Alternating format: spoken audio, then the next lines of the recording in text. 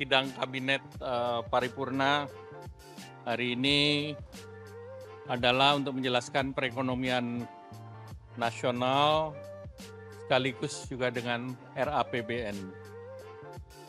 Jadi tadi disampaikan bahwa perekonomian masih di bawah tren jangka panjang dengan resiko antara lain geopolitik baik di Timur Tengah maupun di Rusia, Ukraine, bahkan ketegangan antara US dengan China ini masih akan terus panjang yang berakibat tentunya penguatan dolar dan suku bunga di negara maju masih dipertahankan tinggi dan juga fiskal diperketat untuk inflasi di negara-negara maju. Nah, ketidakpastian itu inflasi masih tinggi, suku bunga Fed yang diperkirakan dipangkas ternyata tidak terjadi. Jadi eskalasinya terus meningkat, maka para investor larinya ke aset US dollar dan emas. Nah, tentu ada depresiasi nilai tukar di seluruh dunia, termasuk rupiah, juga termasuk mata uang lain, termasuk Jepang. Beberapa komoditas naik seperti CPO, nikel, tembaga, dari range 5 sampai dengan 15%.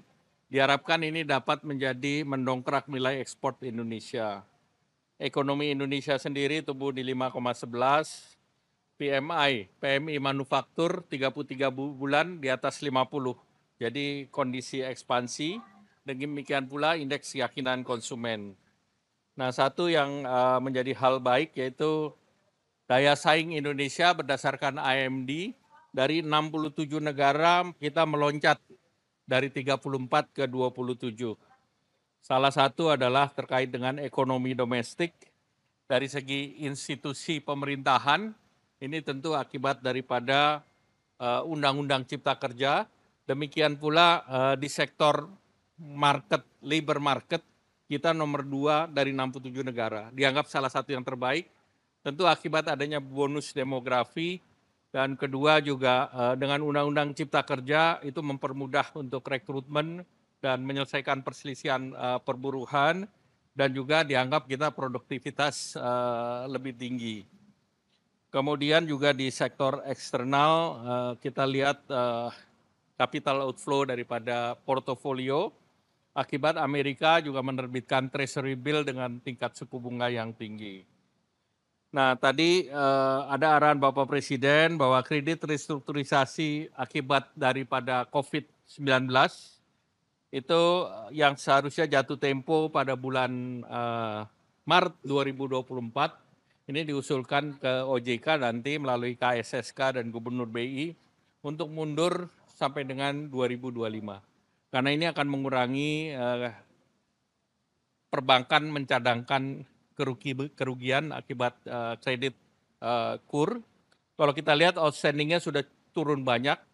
Di Oktober tahun 2020 ada 830 triliun dan Maret sudah turun ke 228,2 triliun.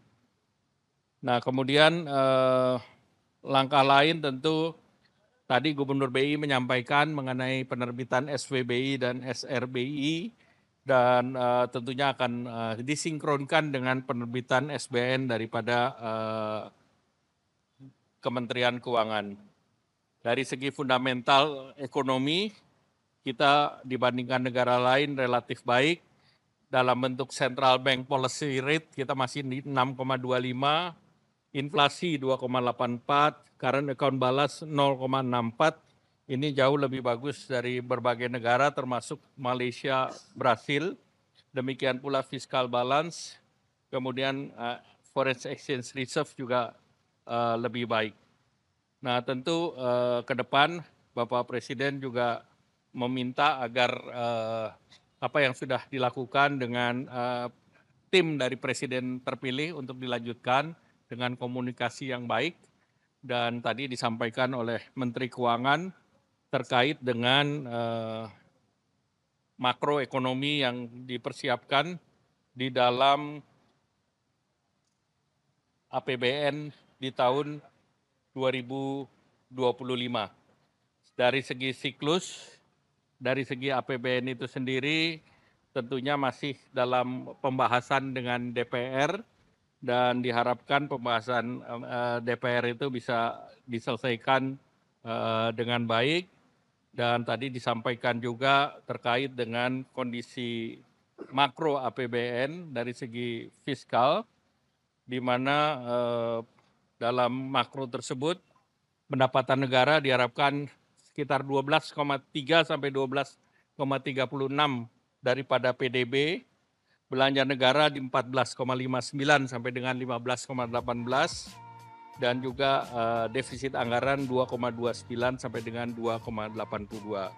Pertumbuhan ekonomi antara 5,1 sampai 5,5, inflasi 1,5 sampai 3,5, suku bunga 6,9 sampai 7,2, harga minyak antara 75 sampai 80, lifting minyak 580 sampai 605, dan lifting gas bumi 1.003 sampai 1.047 setara dengan barrel oil per day.